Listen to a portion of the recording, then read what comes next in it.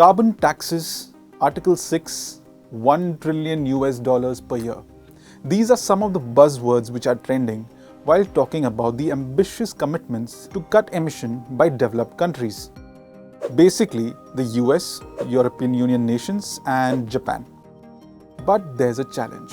While these pledges and measures sound good, the reality is that these funds and incentives are often inadequate or delayed, difficult to access, or they come with conditions that don't always align with the needs of the countries they are meant to support. For example, the latest estimates show that developed countries mobilized about $89.6 billion in the year 2021. Now, this is a drop in the ocean compared to the climate finance needs of developing countries. But what do these terms mean to begin with? Let's find out. Mechanisms like carbon taxes or emissions trading systems or ETS are being used to put a price on carbon emissions by countries like Canada and the EU. The idea? Make it expensive to pollute and businesses will innovate to reduce emissions. But here's where things get tricky.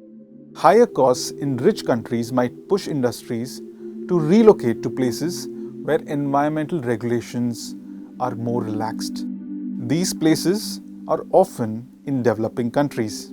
This relocation of emissions is called carbon leakage.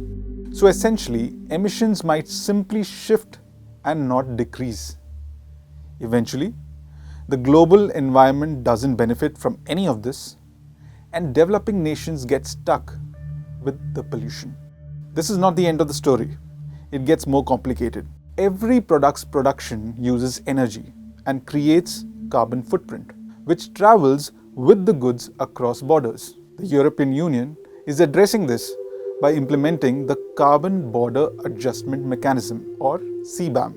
This imposes tariffs on imports based on their carbon emissions. The goal, again, is to encourage cleaner technologies in exporting countries. However, this could harm the exporting countries, basically the developing nations, that rely on these exports but lack the resources to meet these carbon standards. A study by the Asian Development Bank finds that CBAM might reduce global emissions by only 0.2% with a €100 per ton carbon price and 0.37% with a €200 per ton price.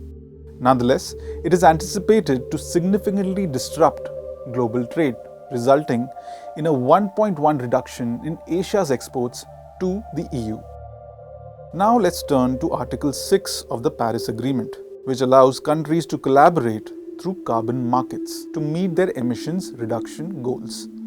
This is nothing but a mechanism that creates opportunities for countries to buy and sell carbon credits, essentially paying for emissions reductions in other countries to offset their own. While Article 6 has the potential to create a cost-effective way to reduce global emissions, there are concerns that it may benefit wealthy nations more than the developing ones. Amidst all of this, the extreme weather events continue to eat up the budgets of developing countries as they work hard to cope with these events while trying to migrate into clean energy with little to no help from developed nations. So, what can be done to address these challenges and how are they planning to mitigate this? We will discuss these complications further in the upcoming videos when Center for Science and Environment researchers and down-to-earth journalists are on the ground at COP29 in Azerbaijan.